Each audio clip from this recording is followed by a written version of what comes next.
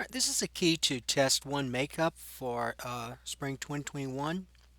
So in problem one, we have the problem says find the distance between the points -2, 3 and 4, -3, and then simplify the radicals if possible. And so the distance formula is given by this expression. And so what some students like to do, remember, is to label these points. So if this is your first point, then let's go ahead and label this as x sub 1 and then y sub 1. So that's the coordinates of the first point. And the coordinates of the second point, it's helpful if you write it as x sub 2, y sub 2. And then all you need to do is just substitute these values into the formula for the distance.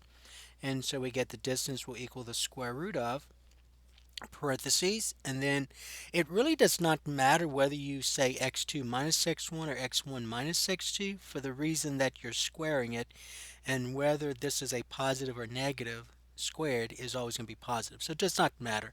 But let's go ahead and use the expression that you see here. So we're going to say x2, which is 4, subtract x1, which is -2. So we're going to say 4 subtract -2, but we got to square that sum, and then plus, and then y2, which is a -3, subtract y1, which is 3, and we got to square that also.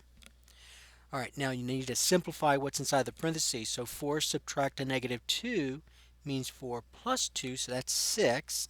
So I get the square root of 6 in parentheses squared, plus, and then a -3, and a -3 is a -6 squared.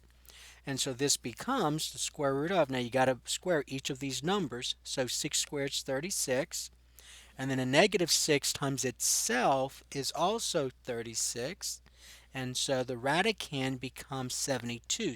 36 plus 36 is 72, and so this is the square root of 72. Now remember, the direction says simplify the radicals if possible. So you need to notice that the largest perfect square that goes into 72 is 36. So I can rewrite this as the square root of 36 times the square root of 2. And the square root of 36 is 6. I get 6 square root of 2. And so that's the answer that you would give me. Now there's the work and there's the answer. All right. Number two. Number two, you want to find the midpoint of the segment that has these endpoints. So again, it's helpful if you label these points. So let's call this the first point and the second point. So this will be x sub 1, y sub 1, x sub 2, y sub 2. And so to find the midpoint, remember the midpoint's a point, so you got to use the parentheses here. And so you're going to add your x coordinates together, divide by 2, add your y coordinates together, divide by 2. And so when I add the x coordinates, I get, and again, the order in which you add these does not matter. I'm just going to go ahead and say -4 plus -1. So -4 plus -1. So you're going to add the x coordinates together, x1 plus x2 or x2 plus x1, does not matter. You're going to divide by 2, comma, and then the y coordinates, you're going to add the y's together. -4 plus -1 plus 4 or 4 plus -1. It does not matter because addition is commutative. The order in which you add does not matter. So -1 plus 4 divided by 2. Now, do not leave the answer like this. You got to simplify these rational expressions, these rational numbers. So -4 and a -1 is a -5, so you get -5 halves. And a -4 plus, a -1 plus 4 is 3, so you get 3 halves. And so there's your midpoint. And leave it as a fraction. Now, if you wrote this as a decimal, it does terminate, so it does not matter. But if this did not terminate and you round it off, it would not be correct. All right, so just be on the safe side. Just leave it as a fraction in reduced form. All right, number three. Now, number three, you're told that the standard form of a circle is given by this expression, this equation, this formula, and you want to find the center and the radius of the following circle. And so you're given the equation of a circle. And so remember, when determining a center, keep in mind that the standard form looks like x minus y minus. All right, where the center is hk. All right, so x minus h, y minus k. So when you look at this and you think about what it's saying, this right here, this binomial that's being squared, I can write this as x minus 4 squared, just like I saw it. Now over here, what some students like to do is when determining the center, they like to write it as y minus. So this becomes y minus a negative 2 squared. So y plus 2 is the same thing as saying y minus y subtract a negative 2. So therefore this is your h and this is your k. So the center in this case will be 4 comma negative 2. That's the center of that circle. Now to find the radius, remember the radius, this number right here is the radius squared. So r squared is 18. So keep in mind that if r squared is equal to 18, see r squared is 18, right? And you would find the length of the radius, you just take the square root of both sides. So the radius is the square root of 18, but it says simplify radicals if possible. And you do notice that the radius here, which is square root of 18, I can simplify that because 9 is a perfect square that goes into 18. So that becomes the square root of 9 times the square root of 2, so that's 3 square root of 2. And so the radius will be 3 square root of 2. So there's your answer. All right, so the center is 4. The center is a point 4 negative 2, and the radius is 3 square root of 2. All right, so that's number 3. Number 4, we have this. Number 4 is a multiple choice, and again, you're given the standard form of equation of a circle. This time, though, you're given the center and the radius, and you want to find out which of these which of these equations represents a circle that has center at negative 3, 4, and that has radius of 6. It helps if you remember that the center we can denote as hk. So h is negative 3, k is 4, and the radius is 6. So all you do is just in this formula here, you just substitute these values. So basically what we have is this. If you think about it, you have x minus h, and h is a negative 3 squared, plus, and then y minus k is 4 squared, equal the radius, which is 6, but that's being squared.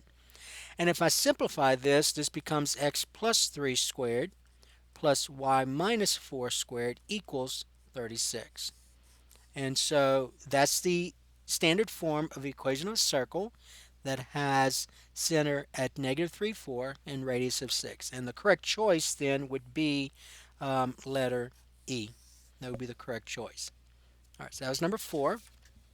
Now, number 5, you're asked to solve, and number 5, you're asked to solve this rational equation.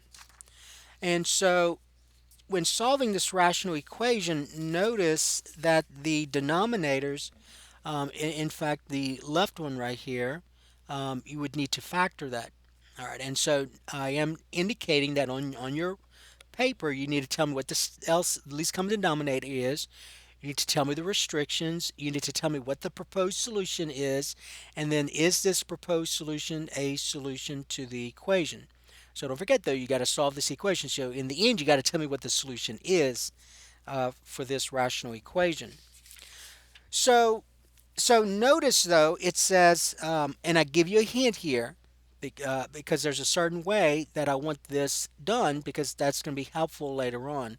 You need to clear the fractions at the beginning of the problem. So you're going to find the LCD quickly, and then you're going to multiply all parts by the least common denominator. All right, so first of all, let's go ahead and factor this trinomial here. And when you factor it, you'll notice something. You'll notice that the factors here are the same as these. So when I factor x squared minus 7x plus 12, I get x minus 3 times x minus 4. And remember, the least common denominator must include every factor that's in your denominator. So x minus 3 is a factor here. I've got to use it. X minus 4 is a factor. I have to use it.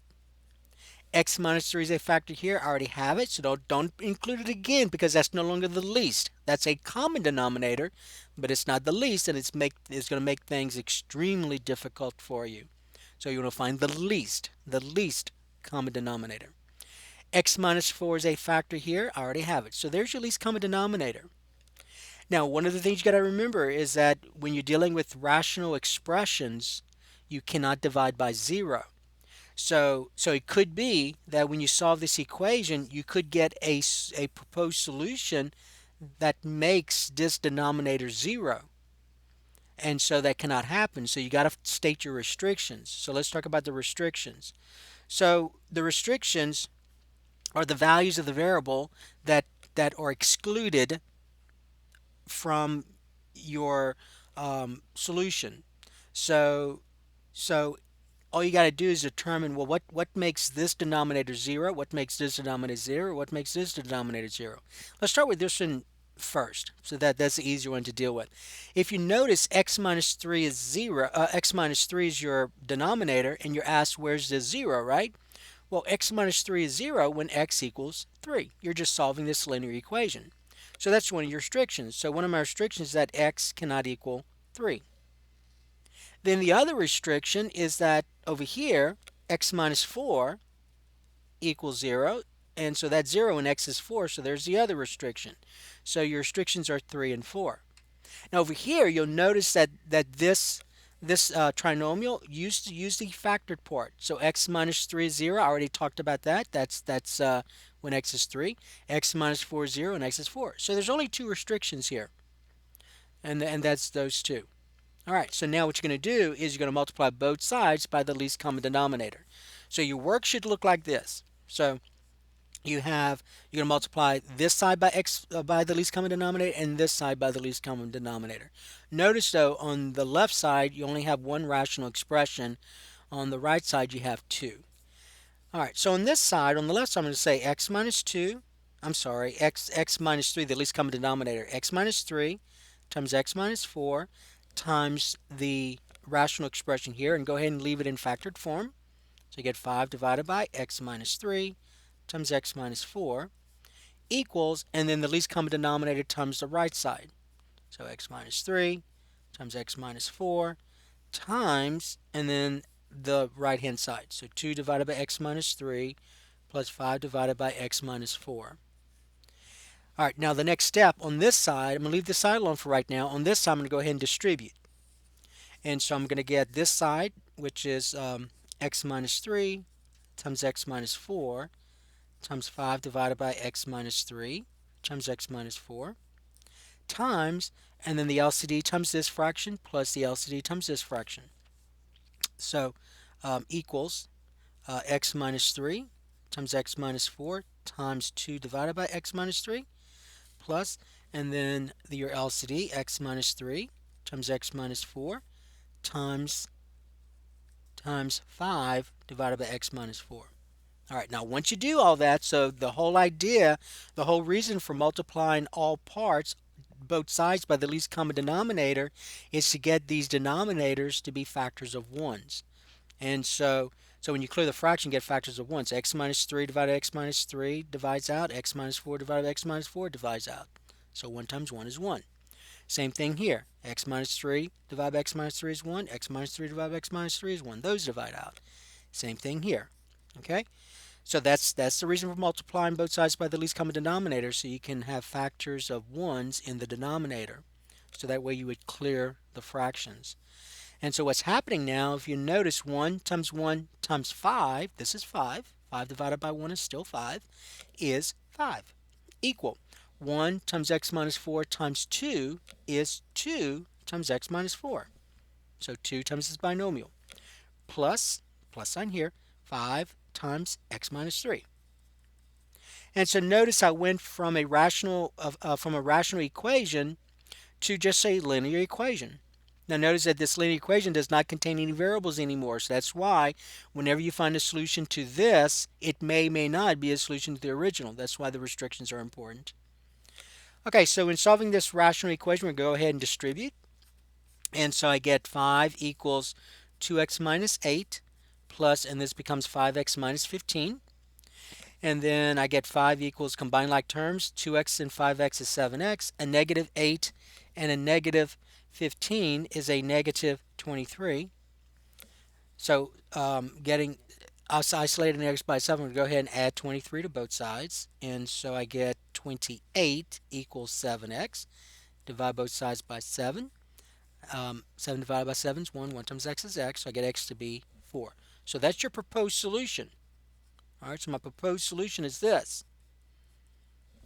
But the question is, now this solution is a solution to this linear equation, but the question is it a solution to the rational equation here? And the answer is no, because x equal 4 makes this denominator 0. See, 4 minus 4 is 0, so 5 divided by 0 is undefined, and it also makes this denominator 0. See, that's a 4. When I substitute 4, that's 0. 4 minus 3 is 1, but 0 times 1 is still 0. So you get 5 over 0. So that's a restriction. All right. So the question. So remember, you had to you had to state what's the proposed solution. The proposed solution is 4. Question is this proposed a solution to the equation? So you'd say it's not a solution. Not a solution. And so the answer in the end, though, if you go back and you look at the original problem, it says solve the following rational equation. So you would say the answer would be no solution. So this equation has no solution. No real number will make this side ever equal to this side. All right, so that was number 5. All right, so let's look at number 6. So in number 6, we have this problem. So it says divide the following complex numbers and then show all work to receive any credit, and then write your answer in the form a plus bi. All right, so keep in mind when we talked about complex numbers, in the denominator you don't want the imaginary unit there. So you don't want that I. You want this to be a rational number instead of this imaginary number.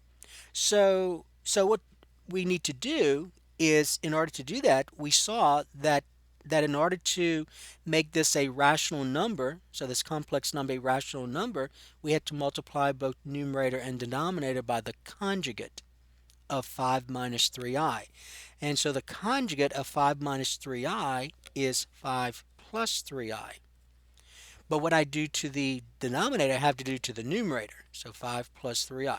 So that's the first thing you had to think about was in order to divide these two complex numbers, meaning I want this to be a rational number, the denominator rational number, I need to multiply by the conjugate. Now, the next step is this. So notice I'm multiplying two rational expressions, so you can write this as 1. So you're going to say 3 plus 2i in parentheses times 5 plus 3i, just like that. The denominator, you're going to say 5 minus 3i times 5 plus 3i. Okay? Then you're going to use the FOIL method. So 3 times 5 is 15. The outer, 3 times 3i is 9i. The inner, 2i times 5 is 10i. Let me do this, 10i. And then the last, 2i times 3i is a positive 6i squared. Okay, I squared. I times I is I squared. Now let's follow the denominator. So we have 5 times 5 is 25. The outer, 5 times 3i is 15i. The inner, negative 3i times 5 is a negative 15i. And the last, a negative, first of all, remember, a negative times a positive is a negative. 3 times 3 is 9. I times I is I squared. So I get negative 9i squared, or minus 9i squared. All right, now remember, when in our lessons, we saw that when you multiply conjugates, the outer and the inner will be opposites, so that when you add them up, you get 0. Okay? All right, now let's go ahead and combine like terms. I get 15. Right now, I can combine the 9i and 10i, so that's 19i. Now, let's go ahead and remember that I squared is equal to a negative 1. And so I'm going to rewrite this as plus 6 times a negative 1. Okay? 6 times a negative 1. The denominator, I have 25 minus 9 times a negative 1, because I squared is a negative 1. And this becomes 15 plus 19i. And then 6 times a negative 1 is a negative 6 divided by 25. A negative 9 times a negative 1 is a positive 9. And so I get 15 and negative 6 is 9, so I get 9 plus 19i divided by 34. Now in the form a plus bi, this becomes 9 divided by 34 plus 19i divided by 34, and that will be your answer. So there's your work, there's your answer. All right, number 7. All right, number 7, you want to solve the following quadratic equation by factoring. Make sure you follow the directions. The direction says factoring, no other method, factoring only. And so notice when you solve a quadratic equation by factoring, it has to be in standard form.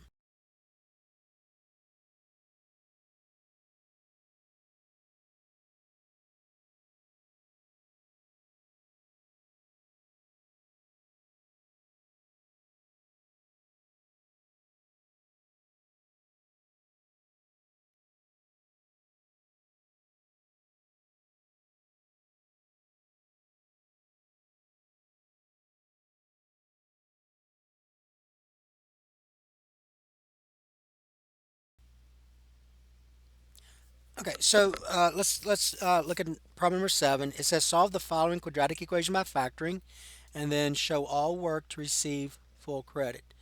So remember that when solving a quadratic equation by factoring, you want to make sure that this is in standard form and it's in descending order. So meaning that you have 0 on this side and all the terms are written in descending order. So you have x squared, you have the x term, and you have your constant. All right, so let's go ahead and factor this. And so when I factor 4x squared minus 4x minus 15, I'm going to factor this as 2x plus 3 and then 2x minus 5. So that's how you're going to factor this. All right, and remember, always check to make sure that when you FOIL this, you get this back. But that's how you're going to factor this. Now remember the zero factor property. So the zero factor property is what we're going to use next. And so if you have two or more factors whose product is 0, then one of those factors has to be 0. So the next step is to set both of those factors equal to 0. And so then we get, so we go from a quadratic equation to 2 linear. And so when I solve each of those linear equations over here, I get 2x equals negative 3. So x is negative 3 halves. Over here, I get 2x equals 5. So x is 5 halves. So those are your two solutions. So that's number 7. All right, number 8. So if we look at number 8, this time you want to solve this quadratic equation by the square root property. And so it's already in that form where you have some expression squared equal a number. So when using the square root property, let me go ahead and rewrite this over. Basically, you're doing this. You're going to take the square root of both sides to get rid of that squaring part right here, to get rid of that exponent of 2. But remember, when you take the square root of both sides, we saw that we need a plus or minus on that side, because when I take the square root, one of this side here, this expression that we end up with, can be either a positive, the square root of 100 is 10, so either a positive 10 or a negative 10. Now, since this is a rational number, let's go ahead and split it up like this. So this means that 3x plus 4 equals 10, and 3x plus 4 equals a negative 10. And so notice I went from a quadratic equation to 2 linear equations. And so solving this linear equation, I get subtracting 4 from both sides, I get 3x equals 6. Divide both sides by 3, I get x to be 2. So there's one of your solutions. Over here, subtracting 4 from both sides, I get 3x equals a negative 14. Divide both sides by 3. 3 divided by 3 is 1. 1 times x is x. I get x to be a negative 14 thirds. So there's the other solution. All right, so that was number 8. Now let's go ahead and look at number 9. So number 9, you're asked to solve this quadratic equation by completing the square. So again, follow the directions, completing the square. So don't use any other method. And then simplify the radicals as possible. So in completing the square, first of all, the coefficient of x squared has to be a 1, which it is. So the problems we dealt with, they were 1. Then the next thing is to bring this constant to the other side. So I have x squared minus 6x and leave some space here. leave some space, equals a negative 13. All right, so in completing the square, at some point when you do the process, you're going to end up with something that looks like this, where you're going to use the square root property. So that's what that involves. Now to complete the square, we're going to take the coefficient of x, which is negative 6, and you always divide by 2. Whatever this is, which in this case is negative 3, I'm going to take negative 3, and the next step is to square that. And so negative 3 times negative 3 is a positive 9, and that's what you're going to add to both sides. If you're doing this correctly, this should now be a perfect square trinomial, meaning that I can factor it as a binomial squared. And I can, because x squared minus 6x plus 9 is x minus 3 squared. And over here, negative 13 plus 9 is a negative 4. And so now I'm going to use the square root property just like I did this. So let me go ahead and rewrite this over. And so basically, when you take the square root of both sides, plus or minus, I get x minus 3, the square and the square root onto each other. So I get x minus 3 equals plus or minus, and then the square root of a negative 4 is 2i. Now we're going to get an imaginary solutions here, so let's just leave it in compact form. So basically, instead of, see how this square root of 100 was a rational number, we split it apart, and we've got two rational solutions.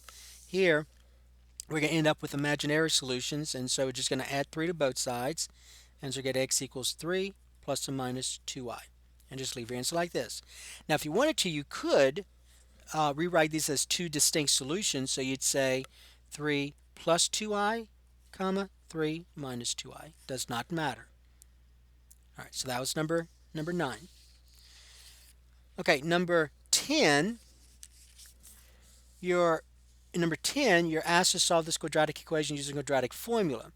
Now, when solving a quadratic equation using a quadratic formula, you need to make sure it's in standard form, and so you need 0 on the other side. So let's go ahead and bring 7 over, so we're going to subtract 7 from both sides, and so I get 3x squared plus 5x minus 7 equal 0.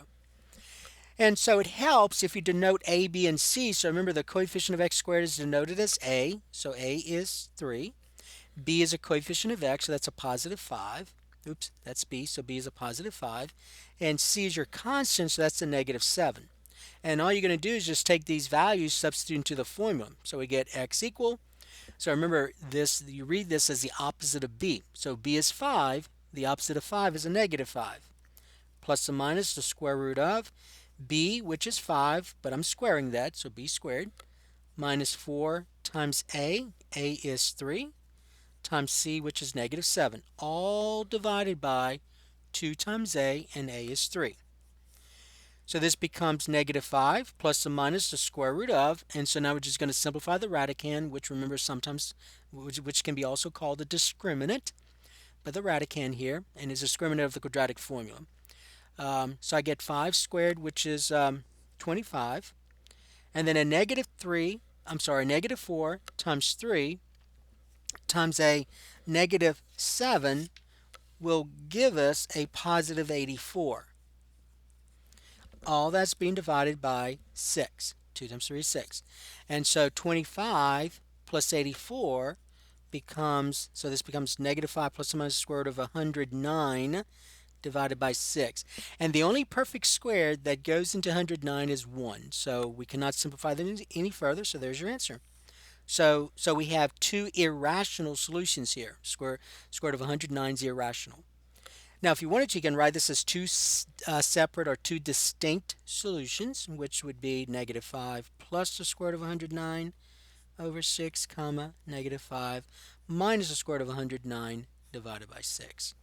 All right, so that was number 10. Okay, so let's look at number 11. So number 11, we have this. So now we have this radical equation. In this case, it's a square root equation, and you want to get the variable by itself. But remember, when you have a radical equation, you're going to raise, and let me go ahead and rewrite this over. You're going to raise both sides to a power equal to the index. So the index is here is 2, square root 2. But before you do that, make sure that the square root expression is by itself, and it is. So notice on the right hand side, all you have is a square root symbol. Now you're going to square both sides, just like I'm doing. Put this in parentheses, put this in parentheses. Notice though that when I square the left hand side, that's a binomial. So you're saying x minus 3 times itself. And so using the FOIL method, this becomes x squared. The outer and the inner are the same. So the outer is a negative 3x, the inner is a negative 3x. You get a negative 6x when you combine those. And then negative 3 times negative 3 is a positive 9. So that goes here. So x squared minus 6x plus 9. And then on this side, remember the square and the square root undo each other. And so you get 30 minus 2x. So notice I went from a square root equation to a quadratic equation. And to solve a quadratic equation, let's go ahead and bring all the terms to one side. So let's just go and subtract 30 from both sides first. And so I get x squared minus 6x when I combine like terms minus 21 equal, this is 0, and I get negative 2x. Adding 2x to both sides now, aligning like terms and combining those, I get x squared. Negative 6x and a positive 2x is a negative 4x minus 21 equal 0. Now, for us, it will be factorable, but you could use quadratic formula here, but it's factorable, so go ahead and factor this. And so when I factor this, I get x minus 7, x plus 3. All right, so x minus 7 times x plus 3. Now, you're going to use the zero factor property. So you're going to say x minus 7 equals 0, x plus 3 equals 0. So notice I went from a square root equation to a quadratic equation to two linear equations. And when I solve these linear equations, I get x to be 7 and x to be negative 3. Now, see these proposed solutions? Those proposed solutions are solutions to this quadratic equation. But the question is, are they solutions to the radical equation? You have to remember this. When you raise both sides to an even power, when you raise both sides to an even power, both sides of an equation to an even power, you may introduce extraneous solutions. You may introduce extraneous solutions, sometimes called roots. So false solutions. So you have to check. So that's why over here I said show that you have checked for extraneous solutions. I'm giving you a hint. Normally we don't do that. We just say solve this square root equation or solve this radical equation or solve this equation, and you have to know to do all this.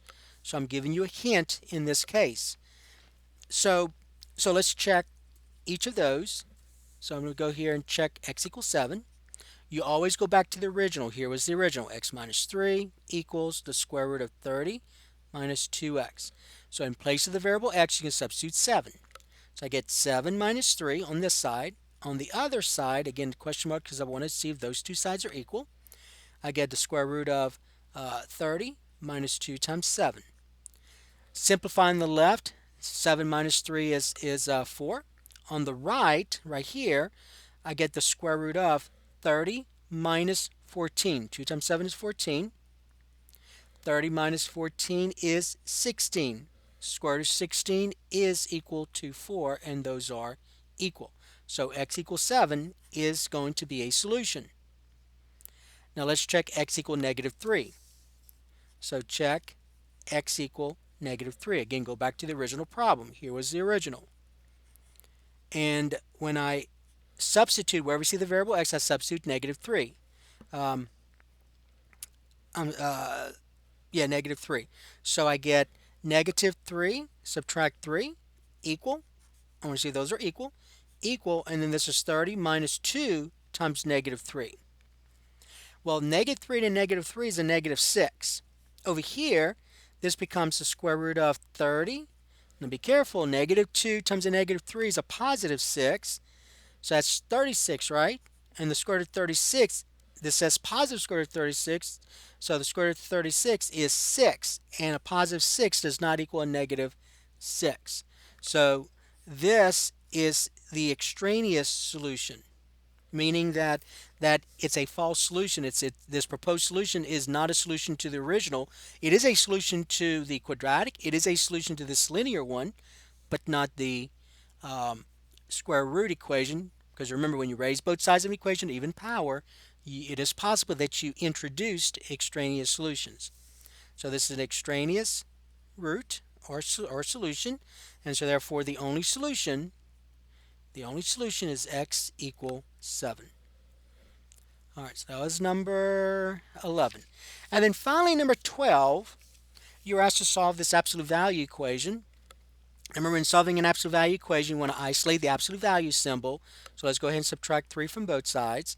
So I get the absolute value of 2x plus 5 is equal to, and then 9 minus 3 is 6. Now remember, once you get to that point, the next step is to rewrite this without the absolute value bars. So we saw that to go from an absolute value equation to equations without absolute values in them, you got to do this. You got to say 2x plus 5 equals a positive 6, and then 2x plus 5 equals a negative 6. So when we talked about this in the lessons, we looked at it in terms of opposite sides of 0. So where we had positive 6, negative 6. And so you notice now I went from an absolute value equation to two linear. And so you just solve these linear equations. So I'm going to subtract 5 from both sides. So I get 2x equal 1. So x is 1/2. Over here, subtract 5 from both sides. I get 2x equals a negative 11. Divide both sides by 2. And I get x to be negative 11/2. And so those are your solutions. So a positive 1/2 and a negative 11/2. All right. So that is, let me go back to the first page. So that is the key to